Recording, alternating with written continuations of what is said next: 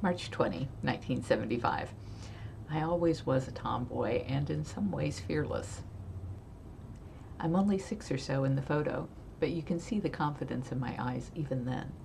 I think it has a lot to do with the fact that my grandmother and mother taught me to read long before I started school, so by the first grade I was already way ahead of my peers. I walk a lot. It seems to be the way I think. I have to be in motion like a shark to keep the oxygen flowing to my brain, I guess. After school, if I'm not working in the family business, then I'm usually walking.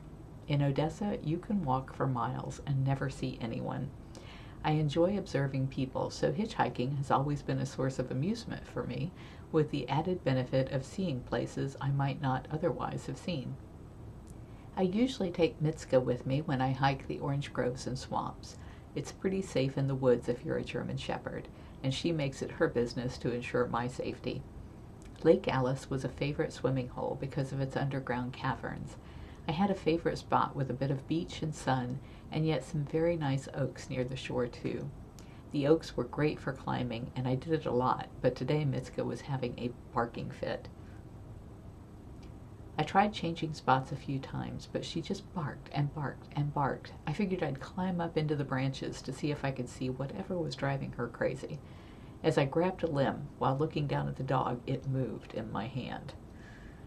In an instant, the face of an anaconda dropped from above to stare me right in the face. The limb in my hand was the thick body of the biggest snake I had ever seen in my life. I fell backwards out of the tree, and Mitska and I ran like the wind all the way home. When I chose to walk the roads, Racetrack Road, Boy Scout Road, Tarpon Springs Road, etc., I'd usually leave Mitska at home. She runs off leash, so there's no way to keep her from being hit, and people don't want to pick up a hitchhiker with a dog. Lest you think me totally reckless, I usually carried a knife and often a small axe.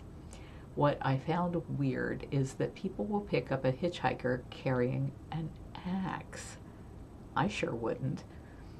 But those turn out to be some of the most interesting people to listen to, and no one ever tried to take the axe from me. There were times when I came very close to feeling the need to use it to defend myself, but never ended up doing so.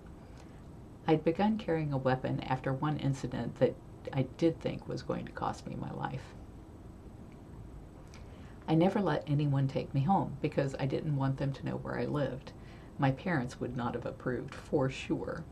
This guy had picked me up, and it didn't take long for me to figure out that he was crazy as a loon, or maybe on drugs. He was saying things that made me think he was going to rape, if not kill me, so I picked up on the fact that he wanted beer and had no money for it. I told him I could lift a six-pack from my parents' fridge. My parents don't drink. I told him to drive me to my house. Now I had to find the right house to call mine. It had to be one where the front door was obscured from the curb, so he wouldn't see that I couldn't enter my own home. It had to be one that wasn't fenced, so I could slip around back, undetected, and then run out through the neighborhood to safety. I had to do all this while giving directions without being obvious. I finally found a house that fit my escape needs and told him to leave the car running because I'd be right back. Thinking of this now, I wonder how long he sat there before he figured out I was never coming back. In retrospect, I hope he didn't end up stalking the family there.